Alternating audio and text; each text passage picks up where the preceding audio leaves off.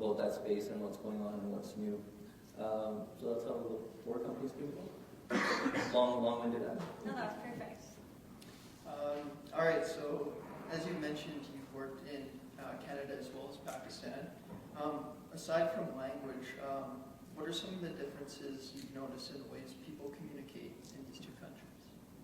Humor is a big difference. So, you know, it's kind of funny because my first 3 months in Pakistan, actually I only was planning to go to Pakistan for a brief vacation for I think 6 weeks, and then I was kind of, when I wrapped up my last company, I was kind of like, okay, you know what, I'm going to like explore the world. I've got friends working and going to school in different countries. I'm going to go meet and talk to them. Maybe I'll go back to school.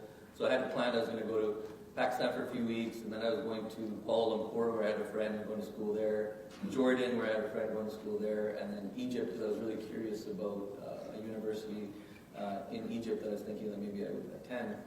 But while I was in Pakistan, Arab Spring happened, right? So, you know, it wasn't safe to travel to Egypt.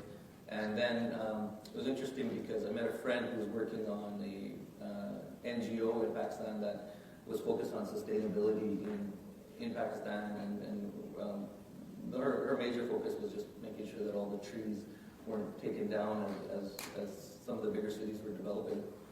So she asked me to participate in recruiting volunteers for her. So she was recruiting volunteers from the local universities. And I did that, and I was really, really impressed. I was impressed with the amount of talent and knowledge and passion that these young people had for Pakistan, and really want, you know, in previous visits, I was born in Pakistan, so in previous visits, it was always, you know, you're sort of in and out, you just visit relatives and you leave. But I really got to see another side of the country, and I was impressed because usually you only hear about people wanting to get out of Pakistan in countries like Pakistan, and this was the first time that, you know, I met people who actually had maybe already been abroad and educated abroad and were coming back to really help their country.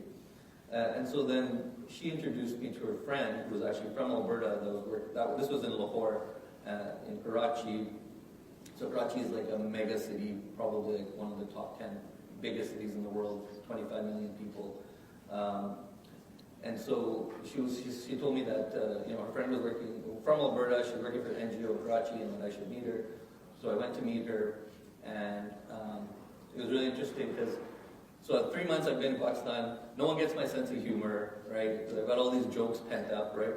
And so it's funny because, you know, you become, your personality changes when you're living in another country where, you know, even though I roughly spoke the language at the time, I could understand, but there's no question that they know that you're not from there, and they can tell from everything, the way you sit, the way you walk, the way you talk, that you're not from there. And one of the big things, interesting enough, is humor, right? What they might consider funny isn't what you consider funny, and vice versa.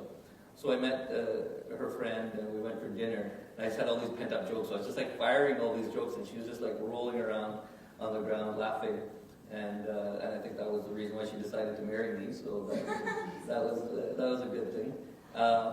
But yeah, you know, there's so many little things that I could talk about. So, you know, the other thing in Pakistan is there's a lot of respect for elders, right? It's a very family-centric environment.